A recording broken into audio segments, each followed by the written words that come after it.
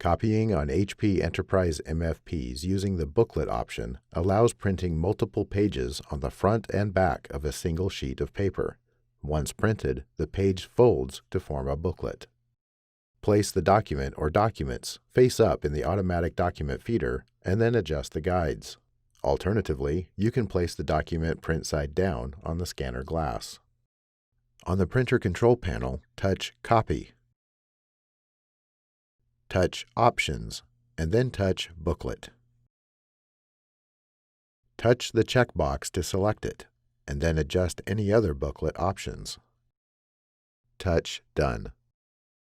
With all booklet options selected, touch the preview to view your changes before printing.